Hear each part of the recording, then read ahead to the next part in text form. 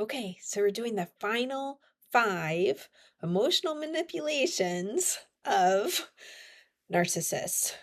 Okay, I have a video on 5 and then 5 more, and this is the final 5. I think we're going to stop at 15. All right, go make sure you go watch those other ones too. They're good. So, um, isolate, destroy, enjoy. We're going to start with this one. Isolate, destroy, enjoy.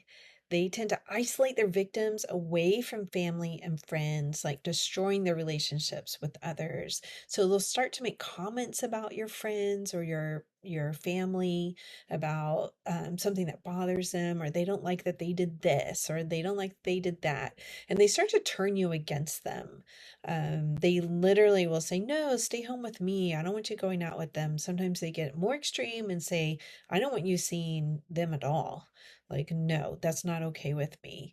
And so they'll start to isolate you little by little. My first husband, who's a narcissist, didn't want me going to play groups with other moms when my daughter was little, because he's like, no, she always gets sick. She picks up germs from the other babies.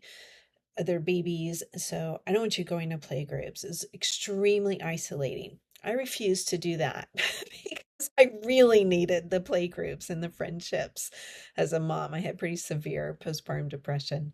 So I really needed that. But he tried his best to do that. And he would often criticize friends and put them down and say, I don't know why you're friends with them. And they don't have your best interests in mind. Like they plant thoughts like this. Okay. Don't let them do that, really, because you're going to need your friends when you decide to leave them.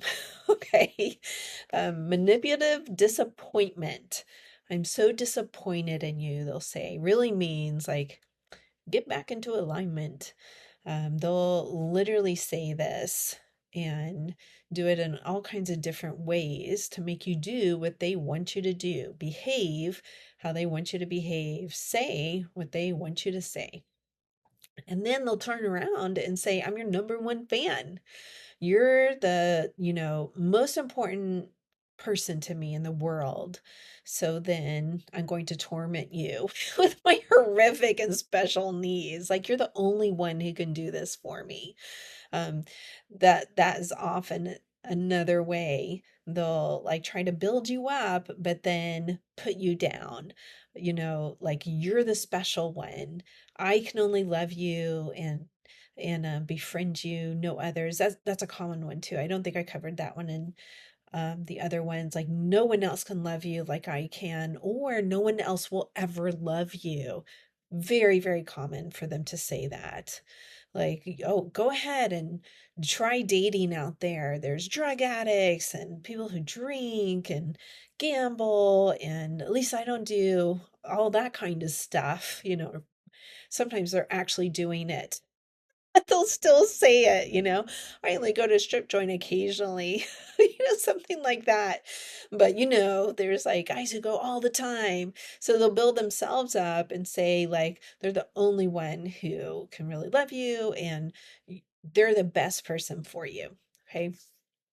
The smoke screen.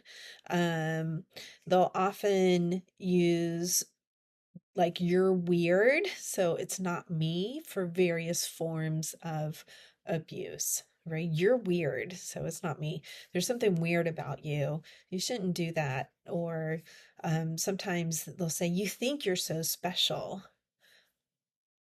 That's sort of a flip there, right? You think you're so special, but you're not. You think you're so smart, but you're not. I'm smarter than you are. I'm more special than you are. But sometimes they'll flip it. So you're the weirdo. I'm the normal one. Something like that. All right. Last one is enticement. So they'll use narcissistic enticements to get victims to stick with bad relationships. So common enticement is the use of fear. You won't be able to make it without me. You'll never find anyone as good as me. I'm the best you could ever get.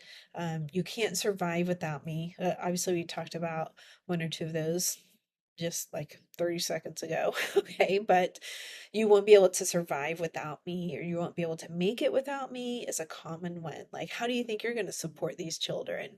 Um, I think I've covered five. Here's a bonus one. Like, they'll threaten to take the children.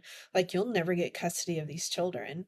I will have full custody of them. And that'll often keep a mom in the relationship for far longer than she would have stayed without that threat. And moms get like super anxious and paranoid about this. Now, occasionally you do really run into a psychopath who's going to make up stuff that she did to the kids, and that is a super dangerous situation. I do not want to downplay that. But if you're really looking at a narcissist instead of a psychopath, then typically they're not doing that. They're just saying they're going to do that and that they're going to take the kids. And uh, most of the states in the US, I'm not as familiar with around the world, but most of the states in the US, that's not even possible. 50-50 is the default. Some moms stay because they don't want to have their children alone with the narcissist, and that's a legitimate reason to stay. Okay, I have heard some of the worst stories you could imagine, and it's like a real safety issue. So the mom will stay so that she knows her children are actually safe because they're with her, even if that means that she has to put up with all kinds of narcissistic abuse from her partner. But if that's not your situation, if you feel like my kids are basically safe with this guy, he's just a jerk, then yeah, he's probably not going to get full custody of them. He'd have to really, that would be a huge legal battle and one that's very hard to prove. So what I recommend is that women go and actually talk to a lawyer. Most of them give a free consultation and will just like laugh when you say that. Like, I'm scared my husband's going to get full custody. And they'll be like, on what grounds? You've been home with the kids, because often they're isolating you from work as well. Like, don't work, you have to take care of the kids. Um, my ex-husband told me once I could work between the hours of like 7 a.m. to 9 a.m. or something, or after he got home from work, which was like 7 p.m. to 10 p.m. Yeah. And I was like, none of that's gonna happen. Like, those are crazy hours to work as a therapist. So, they'll try to do that too. Like, you can't work, or they won't change their schedule so that you could take on even part-time work or anything like that. Or they're gonna start like, I'm not gonna pay for daycare. Like, no way. You want to work, then you're gonna pay for daycare. They'll do stuff like that. Anyway, back to the point. I do recommend, like, actually go talk to a lawyer and see what are the actual realities here. Don't let a narcissist scare you with that, really. Yeah. Okay. Now, if you want to leave and you're having a hard time leaving, or you're scared you're going to just date another one, come see me. We'll do core healing hypnosis. There's some beliefs that run underneath sometimes that we're not always aware of that get us into these relationships. Sometimes there's a narcissistic parent that you had in the past, or that you currently have, that drove you to marry or be with or partner with a narcissistic person. And so we will knock those out. Okay. There's hope. There's hope. All right. Website is drlizhypnosis.com, and click that subscribe button wherever it is. And thanks for watching. And I wish for you peace. Bye.